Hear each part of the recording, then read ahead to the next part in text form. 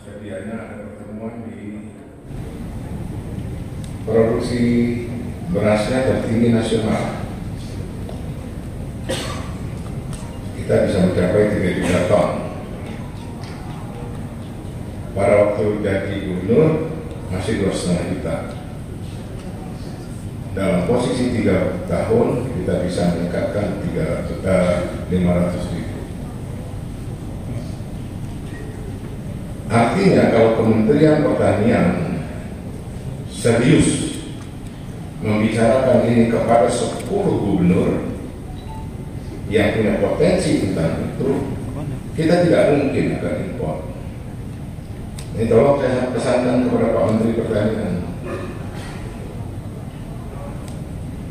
Kan kok Lampung bisa meningkatkan 500.000, padahal dia di bawah Jawa Tengah, Jawa Timur, Jawa Barat, Sulawesi Selatan, Sumatera Utara, dan Sumatera Selatan. Tetapi ini bukan perdebatan, hanya bagaimana menginisiasi persoalan ini. Malulah negara agraris tetapi impor. Belum beras. Dulu salam hormat saya kepada Anda semua. Anda telah membangkitkan nama Lampung menjadi provinsi pertumbuhan ekonominya terbaik di Sumatera bahkan nasional.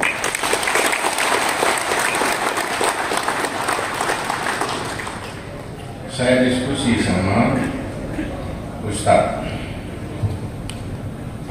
Upaya saya untuk membuat hal tersebut pasti kita berpahala. Tapi ilmu pengetahuan saya mungkin agak terbatas. 100% pahalanya, 60 untuk saya, 40 untuk penyuluh. Pada kesempatan ini, atas nama pemerintah Provinsi Lampung, saya menyambut baik selenggarakannya kegiatan ini sebagai langkah untuk meningkatkan pengetahuan, menyatukan dan mensinkronkan langkah ke depan untuk mengkoordinasikan seluruh komponen yang terlibat dalam mengintegrasikan seluruh program terkait dengan penyuluhan pertanian dalam rangka mewujudkan visi Lampung, yaitu rakyat Lampung berjaya. Lampung merupakan provinsi di ujung selatan Pulau Sumatera yang posisinya sangat strategis dengan luas wilayah lebih kurang 35.000 kilometer persegi dengan penduduk 9.200.000, nomor 2 di Sumatera setelah Sumatera Utara, mempunyai potensi yang besar baik yang bersumber daya alam maupun sumber daya manusia dalam pembangunan ekonomi Indonesia, khususnya Lampung. Bidang pertanian, peternakan, perkebunan, dan jasa pertanian mempunyai posisi penting, dan Menteri Pertanian sudah memberikan pernyataan bahwa Lampung ini adalah lokomotif pertanian Indonesia. Jadi penyuluh jangan nempel. Penyuluh berada di dalam lokomotif. Gerbongnya 33 provinsi lainnya, termasuk DKI di belakang kita. Jadi kalau kita tidak tarik, maka 40% kebutuhan DKI itu, termasuk Menteri Pertanian, termasuk penyuluh ini, kalau kita nggak kirim beras, nggak makan. Jadi beras kita itu 40% dari kebutuhan. Inilah yang diperintah oleh Presiden, jaga DKI jangan sampai inflasi. Saya pikir penyuluh jangan pernah berhenti dalam upaya kita untuk menggerakkan petani, apalagi sekarang sudah ada program Kartu Petani Berjaya. Dan saya perkenankan penyuluh setelah pulang kerja boleh melakukan usaha yang sama dengan petani. Tapi jangan menjadi petani di waktu jam kerja. Tak gorok weo.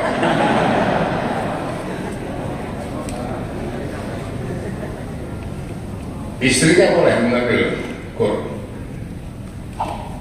fasilitas KPB, tapi petani, istrinya sebagai petani.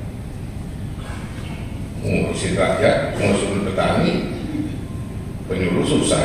Nah, supaya sama-sama enak, saya perkenankan nanti perbankan akan kita bicarakan kalau semuanya. 3.145.000 nomor 3 di Indonesia, ubi kayu 6.194.000 nomor 1 di Indonesia bahkan dunia, karena Belgia tidak dengan singkong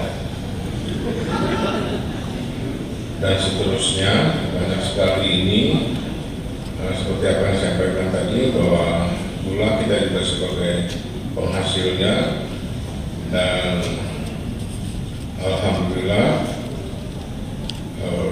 untuk ternak itu juga sebagai penghasil ternak,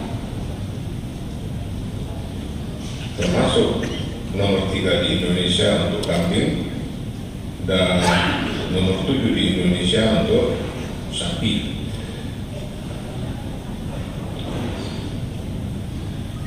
Mudah-mudahan kelebihan beras, kelebihan ternak ini kita bisa distribusikan kepada beberapa provinsi yang membutuhkan. Tentu tidak puas sepenuhnya karena produksi yang tinggi, populasi ternak yang besar belum tentu mencerminkan pendapatan dan kesejahteraan yang tinggi. Ada beberapa faktor yang perlu kita perhatikan dalam pencapaian pendapatan maupun kesejahteraan. Yang pertama, jaminan pasar dan harga yang baik. Daya saing produk yang dihasilkan di tingkat domestik maupun internasional. Jaminan ketersediaan input produksi, transformasi kelembagaan petani, teknologi produksi usaha tani, distribusi input dan hasil pertanian, berkembangnya sistem agribis. Ini semua telah saya inisiasi untuk ke depan agar petani bisa terlibat secara langsung. Maka petani, penyuluh, dan termasuk rakyat lainnya harus punya sistem, dan tidak satupun rakyat di Lampung yang tidak menggunakan sistem digitalisasi. Teknologi robot dan sensor, kecerdasan buatan, interaksi, data yang besar, teknologi pencetakan 3 dimensi. Di bidang pertanian, evolusi industri 4.0 ini memunculkan inovasi dan terobosan bagi teknologi yang terus berkembang akan menjadi ancaman dan tantangan atau kesempatan peluang dalam pembangunan pertanian ke depan. Dalam rangka meningkatkan pendapatan dan kesejahteraan petani melalui pinjaman, ketersediaan benih, pupuk, pestisida, dan alat mesin pertanian. Nah, jadi saya sangat berharap KPB dalam rangka memperancar kegiatan tersebut kita lakukan Internet of Things dan meminimalisir biaya transaksi dalam penyediaan input produksi, pemasaran melalui kartu petani berjaya. Maka ada kepastian jadwal tani, olah tanah, air, pemanaman, pemupukan dan sebagainya, maupun penyaliran irigasi, ketersediaan benih, ketersediaan pupuk, penanganan hama dan penyakit, pendampingan budidaya, ketersediaan teknologi, maupun manajemen risiko usaha tani. Memperhatikan hal-hal yang saya sampaikan ini, maka melalui ini saya sampaikan kepada saudara-saudara, khususnya para penyuluh, beberapa hal sebagai berikut agar penyuluh pertanian mendorong petani, kelompok petani atau Gapoktan ikut serta tergabung dalam kartu petani berjaya seperti apa yang saya sampaikan, supaya sistem usaha taninya efisien, produktif, tinggi, produktivitasnya tinggi, dan ada jaminan pasar. Saat ini saya mohon kerja dan kinerja kita sudah bagus, tapi saya berharap ini tetap harus dipertahankan. Jangan karena COVID kita kerja, kita menjadi yang tertinggi. Nampak nanti biru.